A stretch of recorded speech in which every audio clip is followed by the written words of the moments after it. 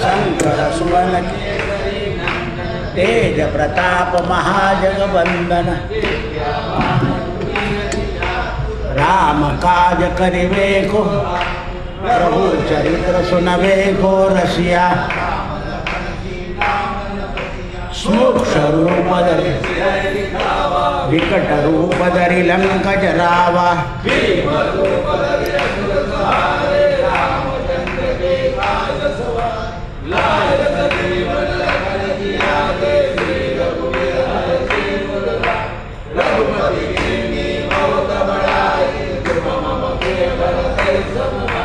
सहस बदन तुमरो जस गावे सनकादिक ब्रह्मादिक मुनीषा नारद सारद जम कुबेर दिक्पाल जहाते कवि को तुम उपकार सुग्रीव ही कीना राम मिला तुमरो मंत्र विभीषण माना लंकेश्वर भय सहज युग सहस्र योजन पर भानु लील्योतायु प्रभु मुद्रिका मेल मुख माई दुर्गम काज जगत के देते सुगम अनुग्रह तुम राम दुआरे तुम रखवारे भूतन आज्ञा बिनु पैसारे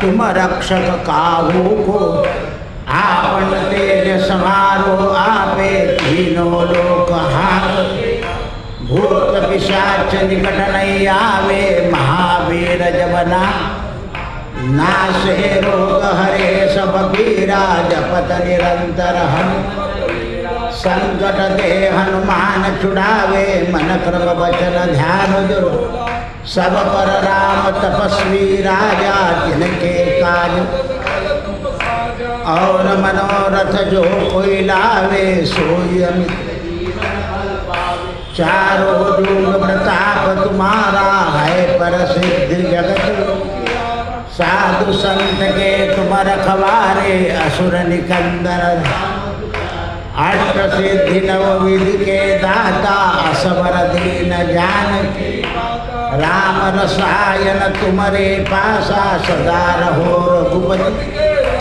तुम्हारे भजन राम को पावे जन्म जन्म के दुख विसरा अंत काल रघुवर पुर जाई जहाँ जन्म और देवता चिंतन धरई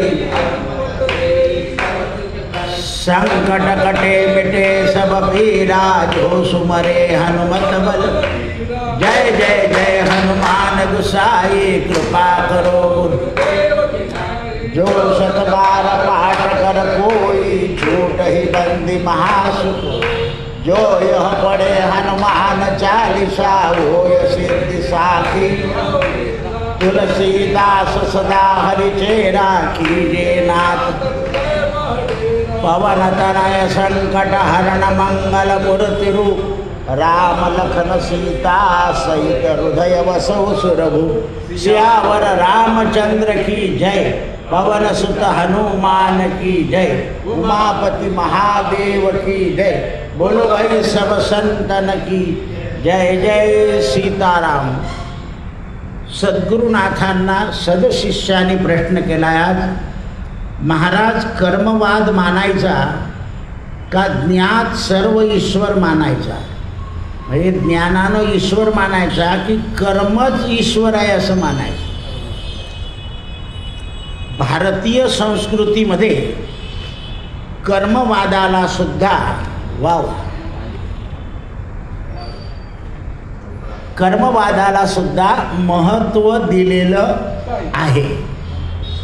म्हणून कित्येक बुद्धिमानांची उत्तरं देण्याने प्रयत्न केला, पण त्यांनाही उत्तरं देता आलेले नाही आहे. बुद्धिवादाबद्दल आणि कर्मवादाबद्दल अनेक विद्वान लोकांनी प्रयत्न केले उत्तरं द्यायचे, पण उत्तरं देता आलेले नाहीत.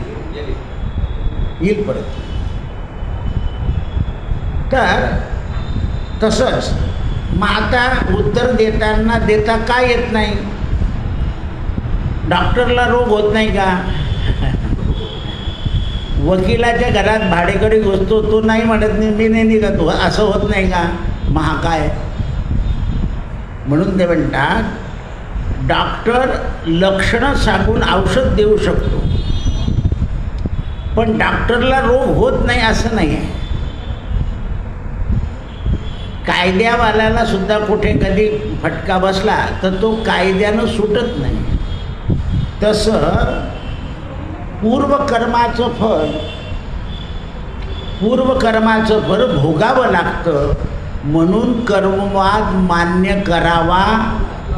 हा जीवा कर्मयोगे जगी जन्म झाला.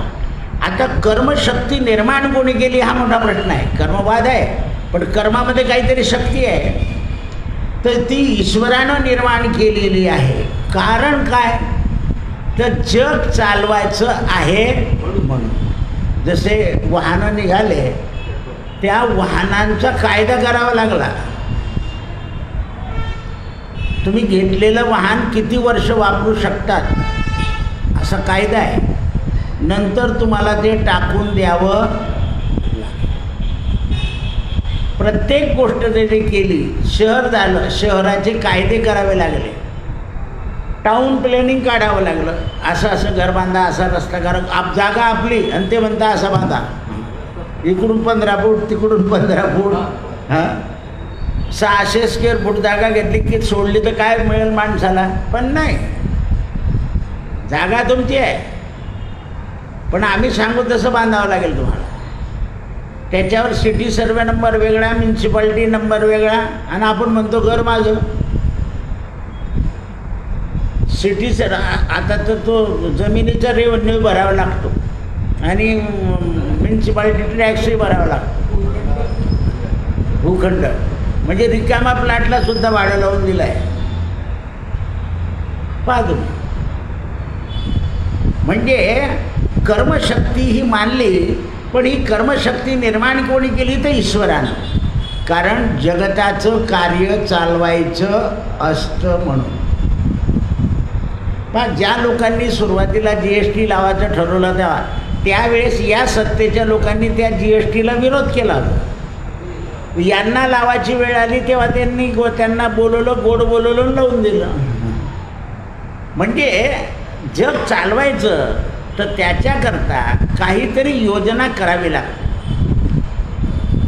जीवाला त्या कर्माचं फळ द्यायचं एवढंच शक्तीचं काम आहे.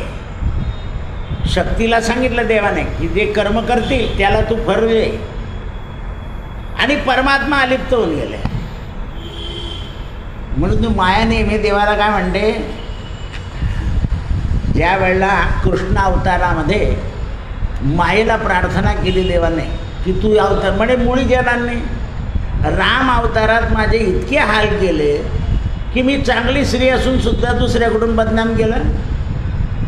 तर काय म्हणजे तुम्हाला रावणाला मारायचं होतं, नामुक करायचं होतं, ढमुक करायचं होतं. आता मी नाही जन्माला. तेव्हा भगवंताने शक्तीला सांगितलं की माझ्यापेक्षा तुझी भक्ती लोक जगात करतील, तेव्हा ती जन्माला आली. विंध्याचल वासिनी.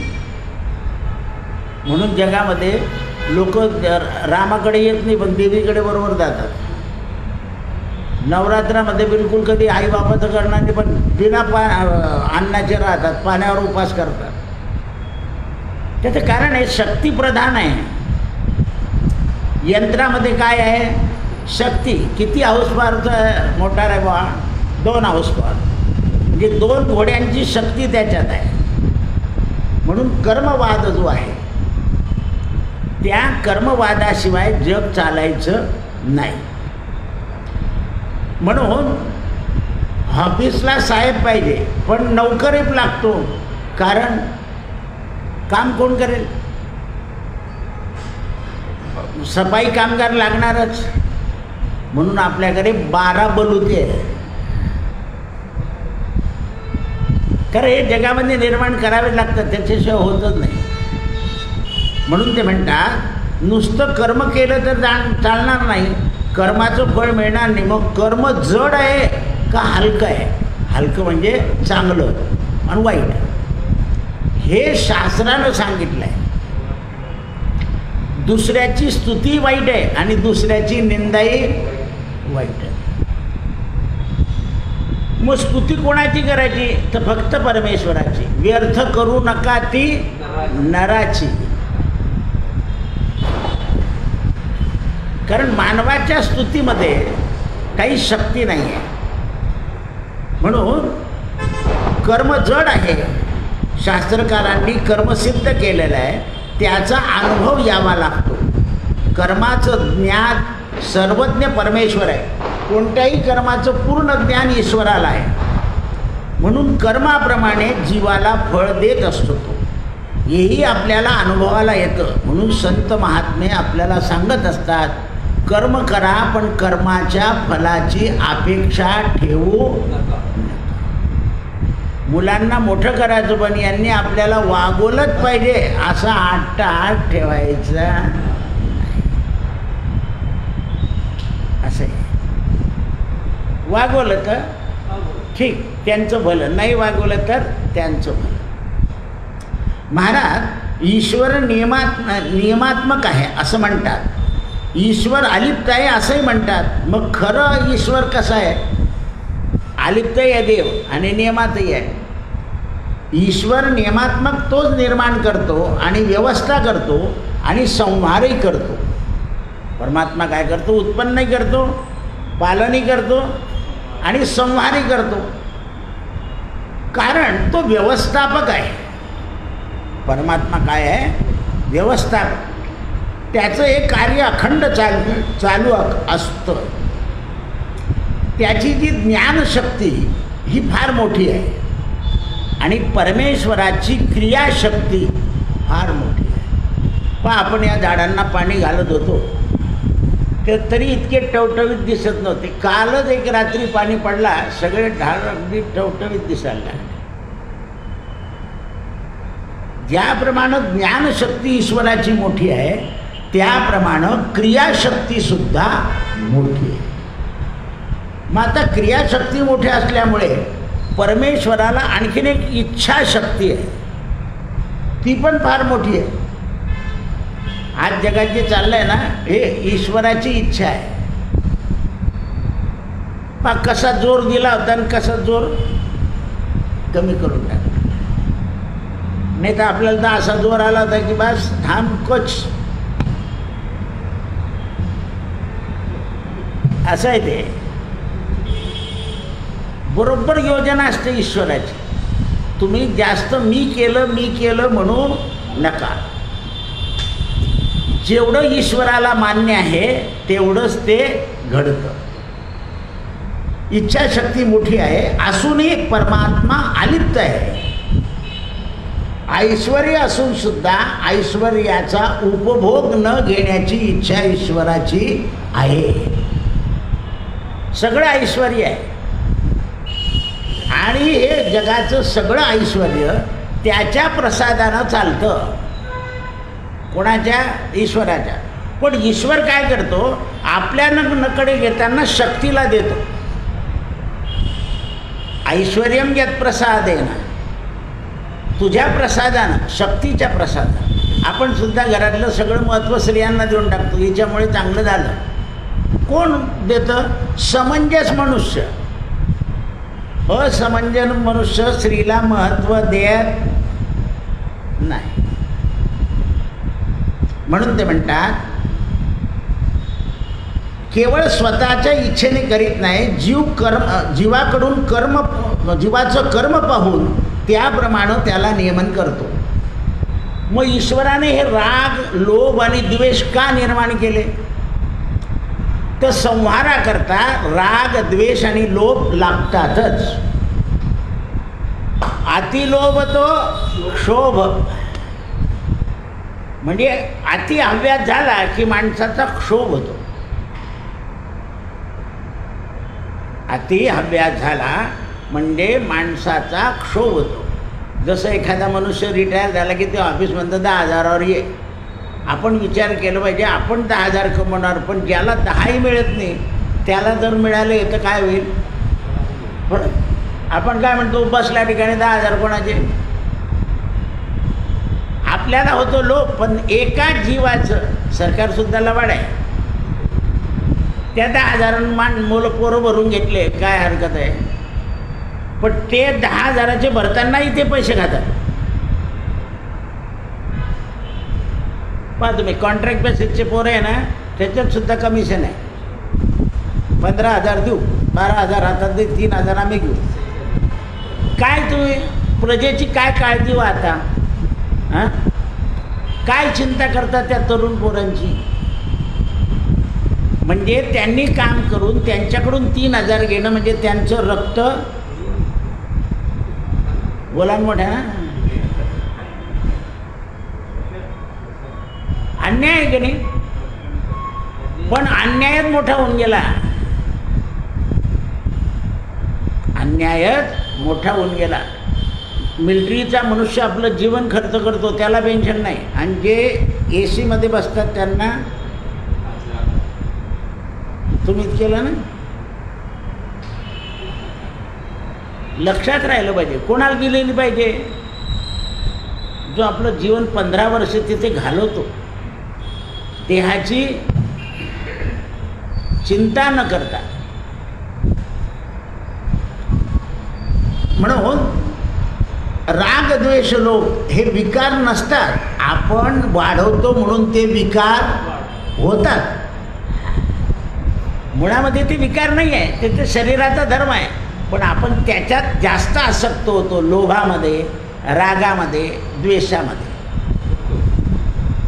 आणि म्हणून ते आपल्याला विष होतं. अन्न अमृत आहे का नाही, पण अपचन होईल असं खाल्लं तर काय होतं? ते विष. मग राग लोभ हे प्रमाणात जर केले तर विष होईल का? नाही.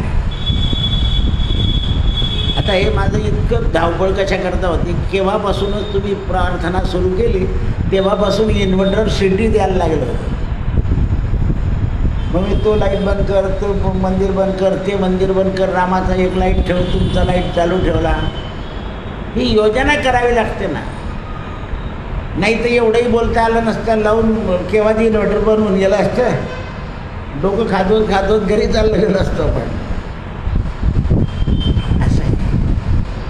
आणि एवढं सगळं या लोकांवर सोडून जाण्याची हिंमत होत नव्हती. त्यांना काही पर्याय घडला तरी हा लाईट होताच.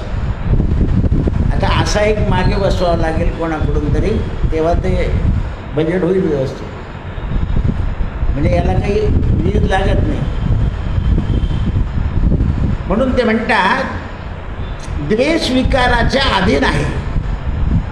राग हा आपलं मनासारखं नाही झालं तर येतो.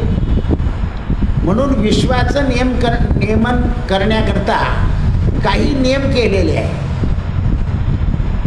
जसा अपराध घडला की अपराधाचं निरसन करण्याकरता न्यायाधीश आहे, त्याप्रमाणे आपल्याकडे न्यायाधीश बुद्धी आहे आपल्या शरीरामध्ये.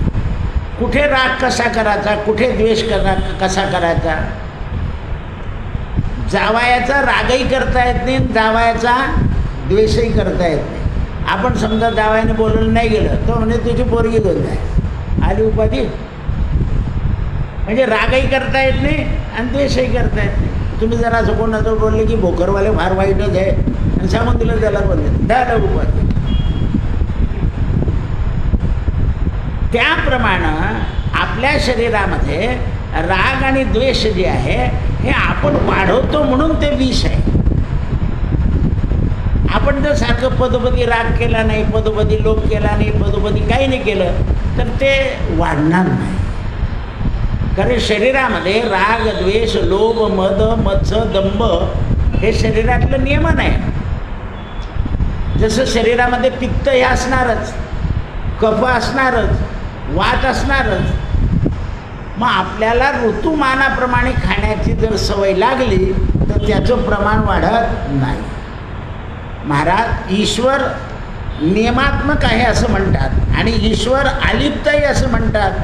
आता कसं काय आम्हाला समजेल तर म्हणे बघ, ईश्वर नियमात्मक, तो निर्माण करतो, व्यवस्था करतो आणि संहारी करतो म्हणून त्याला तसं म्हटलेलं आहे.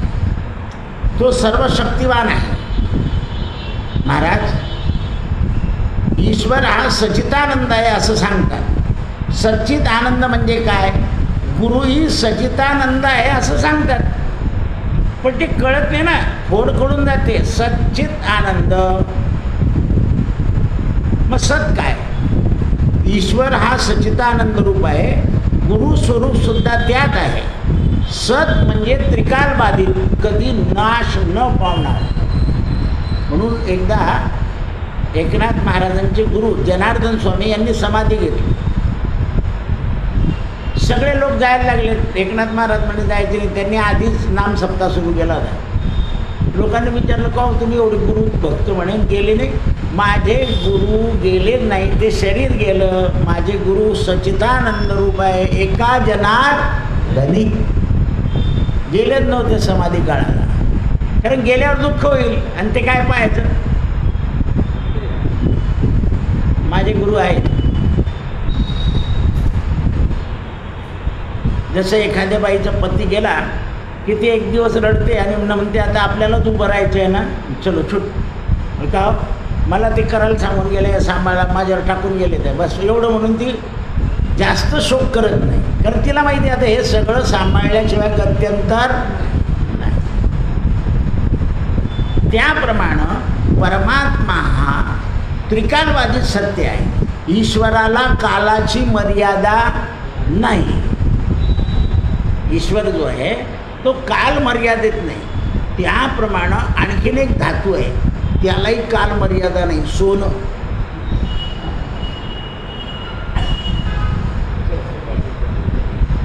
काही काल मर्यादा नाही. गरम केलं तापवलं की न हो. साग और सुन्ना कमी न होय जुन्ना. म्हणून सुवर्ण धातू देव सांगितलाय. चोरालाही आवडतं, राजालाही आवडतं, मानवालाही आवडतं, दानवालाही आवडतं. म्हणून ते म्हणतात अनादिकालापासून जन्म मृत्यू नाही कोणाला, ईश्वराला. कालत्रय आहे. म्हणून चित म्हणजे स्वयंप्रकाशित. परमेश्वर हा स्वयंप्रकाशित आहे आणि आत्मप्रकाशित असल्यामुळे त्याला दुसऱ्याच्या प्रकाशाची गरज नाही. पण तुम्ही सोनं असं ठेवलं तर ते चमकेलच रात्री, पण स्वयंप्रकाशित आहे. जे स्वयंप्रकाशित आहे ते रात्री दिसतात, दिवसाही दिसतात. आनंद रूप आहे. परत परमात्मा आनंद रूप आहे, निर्भळ आहे. म्हणून सुखदुःखाच्या पलीकडे आहे. तोच ईश्वर गुरु झाला. म्हणून राम सद्गुरु तोची देव. आपण काय करतो, देहधारी माणसाला गुरु समजतो, पण ज्या शरीरापासून आपण गुरुमंत्र घेतला आहे ते ईश्वर आहे असं जर समजलं तर मग ते कालबाधित होऊन जातं. पहा तुम्ही गजानन महाराज, साईबाबा, स्वामी समर्थ, ज्ञानेश्वर महाराज, तुकाराम महाराज किती वर्ष होऊन गेले पण जय घोष चालला जाय. मुक्ताबाईचा आज स्वयंपाक झाला, लोक जेवले निघाले. हां किती वर्ष चालली आहे मुक्ताबाईची यात्रा. कारण हे लोक कालबाधित नाही.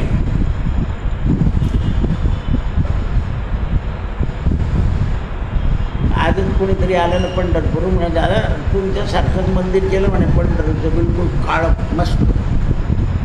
माझ्यासारखं नाही रे, रामाच्या मंदिरासारखं. म्हणजे तुम्ही आधी 10 वर्षापूर्वीच केलं होतं तेव्हा मला असं वाटायचं असं काळं काळा काय केलं. तर मूळ स्वरूप पंढरपूरला झालं आहे. आला तो पाहून, ते मूर्त्याही पाहून आला आणि ते बी पाहून आला. असं आहे ते. कारण मला त्या संशोधन करणाऱ्यांनी सांगितलं होतं ना की काळा रंग हा दगडाचं पोपडा काढत नाही, तो दगडात मिसळतो. असं मिसळून जातो म्हणे. पाण्याचं वॉटर करायला त्याच्यात मिसळ. तुम्ही ऑइल पॉईंट लावला ना तर सर्वतीने बाहेर येईल. पेंटर बसले जाईल समोर. हे लक्षात ठेवायचं असतं. कालबाधित आहे म्हणून विश्वाला आधारभूत परमेश्वर आहे. म्हणून महात्म्या लोकांनी त्यांना सगळं जग नाहीसं झालं तरी ईश्वर नाहीसा होत नाही असं मानून टाकलं आहे. म्हणून परमात्मा. बरं, सगळ्या धर्मांनी एक शक्ती मानलेली आहे, कोणत्याच धर्माने मानली नाही असं नाही. प्रार्थना सगळ्या धर्मांमध्ये आहे. कोणत्याही धर्मात जा तुम्ही, प्रार्थना आहे, प्रार्थना मंदिर आहेच, उपासना स्थान आहेच. महाराज, ईश्वर निराकार आहे, तो साकार कसा होतो? ईश्वर मूर्तीत असतो का? हा मोठा मुद्दा आहे. ईश्वर निर्गुण निराकार आहे, निराकाराला आकार कसा येईल असं म्हणाल तर निराकारात आकार असतोच. तुम्हाला आकार कसा द्यायचा ते तुमच्या प्रमाणे. पांढरं सूत आहे, त्याचं वस्त्र केलं, त्याला रंगीत करायचं असेल तर तुम्ही रंगात बुडवून टाका किंवा दोरे रंगीत करून करा, तुम्हाला करायचं आहे. ते सोनं एक आहे, अलंकार अनेक आहे, गहू एक आहे, प्रकार बहु आहे. याप्रमाणे लाकडामध्ये अग्नी आहे, पण केव्हा? दोन लाकडांचं घर्षण होईल तेव्हा प्रकट होतं. असं लाकूड पडत राहिलं तर होणार नाही, घर्षण करावं लागेल. म्हणजे डोंगरामध्ये अग्नी लागतो ना, ते लाकडावर लाकडं घासलं गेली, चिंगी उडली, गवत पेटलं की पेटलं भरभर भरभर भरभर. उन्हाळ्यामध्ये जो वारा सुटतो, ज्या बिया असतात त्या वाऱ्याने उडाल्या की पडलं इकडे तिकडे, पाऊस पडला की झाडच झाडं. कोण पेरायला जातं तिथे? तिथे वायू पेरतो, पर्जन्य वाढवतं आणि अग्नी जाळतो. 3 क्रिया होतात.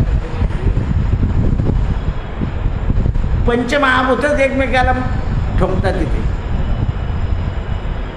म्हणून अग्नी प्रदीप्त होतो. आता अग्नी लाकूड असेल तसा दिसेल तुम्हाला, गोल असलं तर गोल, उभं असलं तर उभं, आडवं असलं तर आडवं. त्याप्रमाणे परमेश्वर साकार झाला, त्याला तुम्ही कसा बघाल ते तुमच्या ज्ञानदृष्टीने व्हायचं आहे. गोजिरे ते रूप साजिरे कोणाला दिसला? सुंदर ते ध्यान कोणाला दिसलं? रूप पाहता लोचनी कोणाला दिसलं? तोच पांडुरंग होता. म्हणून ते म्हणतात निराकाराला आकार आपल्याला आणावा लागतो आणि आपल्याला समजतो. मूर्तीमध्ये देव आहे असं नाही, असा प्रश्न लोक विचारतात. मूर्ती पूजा शास्त्रात आहे, शास्त्रानं सांगितली आहे. शास्त्र मान्य असेल तर बस, नसेल मान्य तर. आता कालच एक गोष्ट आली होती माझ्याकडे की असं देऊन देवाचं घर विकायचं आहे, आता ते देव आणायचं आहे, कोणीच न्यायला तयार नाही. काय करायचं? मग ते म्हणे पाण्यात टाकून द्या. म्हटलं नाही, प्रत्येकजण ते देव घ्या, तुमच्या घरातल्या देवावर त्या देवाची आंघोळ करून पाणी टाका, नंतर टाका. कारण ते आपल्या घरात आले पाहिजे ना देव, असं नाही टाकता येणार. त्या देवाचा अभिषेक करायचा आणि आपल्या घरात जे देव आहे त्याच्यावर ते पाणी घालायचं, म्हणजे त्याच्यातला प्राण याच्यात, तेव्हा ते विसर्जन करावे लागेल. आपण काय करता? दैवाचं नैवेद्य करण्याचं मंदिरात ठेवतो. सोपी गोष्ट काय? तुम्ही त्या तलावावर गेले ना तर अशा मूर्त्या, फोटो हे असे असे सरळ पडलेले असतात. असे